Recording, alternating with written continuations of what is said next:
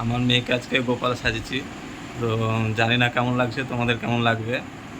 দেখো যে মানে জাস্ট প্রথম ইউনিক টাইপের করলাম, প্রথম লাইফের। বেশ ভালোই লাগছে, একবার দেখো ভিডিওতে। ওর মার আজ হঠাৎ মনে হলো মেয়েকে গোপাল সাজাবে। বেশ, ঠিকই আছে, সাজাও।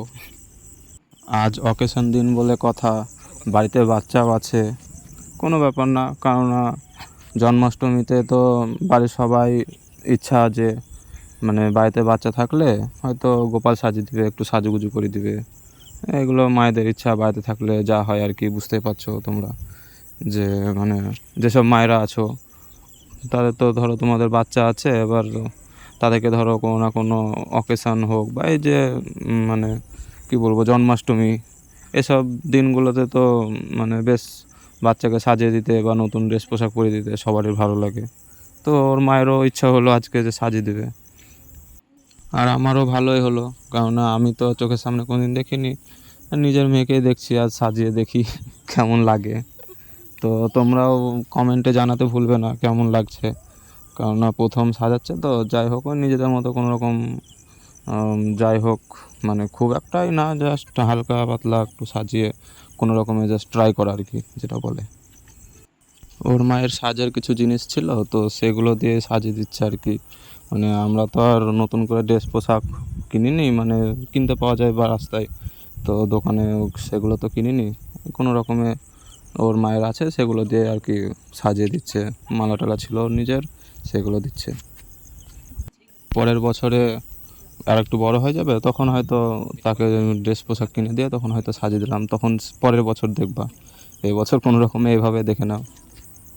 আর সবাই তো জানো জন্মাষ্টমীর দিনে তালের বড়া করে খেতে হয়। তো কেন খেতে হয় আমি সঠিক জানি না, তবে ছোট থেকে খেয়ে আসছি আর কি, কিছুটা গল্প জানি, পুরোটা তো আর জানি না। তো তোমরা যদি জানো তাহলে কমেন্টে জানিও। মেয়েকে ওর মা জিজ্ঞেস করছে যে তুমি গোপাল সাজবা, তো মেয়ে বলছে হুম।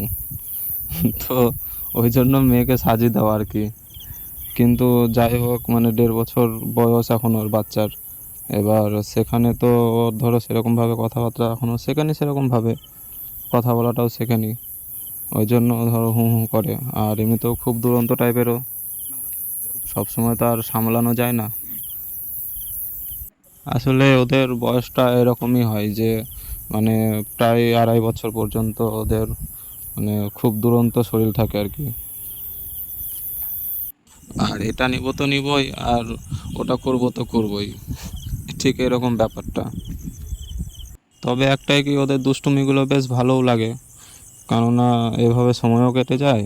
আবার যদি হয়তো যে মানে আধা ঘন্টা কি হয়তো 30 মিনিট থাকলো না বা 20 মিনিট থাকলো না, তখন হয়তো আমাদেরও আর ভালো লাগে না। আর পাশের বাড়িতে যাই বা হয়তো রাস্তায় যাক, তো মানে যখনই চলে যায় না কেন, তখন একদম সময় কাটে না আমাদের। মনে হয় যে আবার কখন আসবে, কখন আসবে, কখন আসবে, এরকম একটা ব্যাপার। হ্যাঁ, আবার যখন থাকে তখন আবার হয়তো মানে বিরক্ত সময় লেগে যায়, যে এত বিরক্ত করে, জানোই, বুঝতেই পারছো। ছোট বাচ্চা। হুম। যারা এদের সামলে ওঠে শুধু তারাই একমাত্র জানে। আর বাইরে কারোর সাথে ঘুরতে গেলে একটা সুবিধা কি, যে ওর মা কাজগুলো করে নিতে পারে বাড়ির। না, আমি তো আর সবসময় থাকি না, আমি কাজের মধ্যে বাইরের দিকে থাকি, আসতেও রাত্রির হয়। তবে বাচ্চারা কিন্তু সব কিছু বোঝে, কথা বলতে না পারলেও বোঝে কিন্তু সব কিছুই। ওর মা সাজিয়ে দিচ্ছে আর ও চুপচাপ সাজছে। সাজার দিকে যেমন এক্সপার্ট, আবার হয়তো ওর মা যদি বলে যে চলো বেরু করতে যাব, তো সঙ্গে সঙ্গে রেডি, জামা প্যান্ট নিয়ে নিজেই চলে আসবে। এমনকি চুপচাপ জামা প্যান্ট পরে রেডিও হয়ে যাবে, বিরক্ত করবে না, একটুও বিরক্ত করবে না। আর অন্য সময় এই সেই নিয়ে খুব বিরক্ত করে। তবে বিরক্ত করাটা বেশ ভালোও লাগে, এমনকি সবার কম বেশি সবার ভালোও লাগে।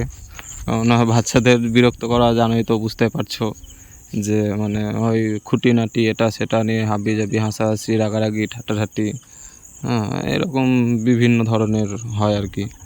বেশ ভালোও লাগে ওদের মানে দুষ্টুমি করাগুলো। আবার যখন দুষ্টুমি করে না বা ঘুমিয়ে থাকে, তখন মনে হয় যে কখন ঘুম থেকে উঠবে, কখন ঘুম থেকে উঠবে, এরকম একটা ব্যাপার।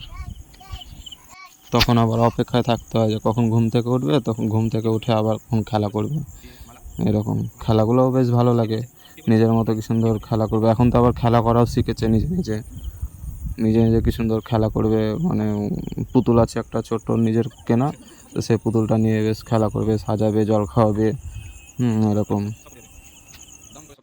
তবে ওদের ঘুমন্ত মুখটা দেখতে বেশ ভালো লাগে, মনে হয় যে একদম নিষ্পাপ, কিচ্ছু জানে না। যাই হোক, অনেক গল্প হলো তোমাদের সাথে, আবার পরের ভিডিওতে আসবো। তোমরা সকলে ভালো থাকো, সুস্থ থাকো। এমনকি আমার মেয়েও এখন আমার পুরোপুরি একদম রেডি হয়ে গেছে, পুরো গোপাল কৃষ্ণের মতোই লাগছে। আমাদের প্রিয় গোপাল।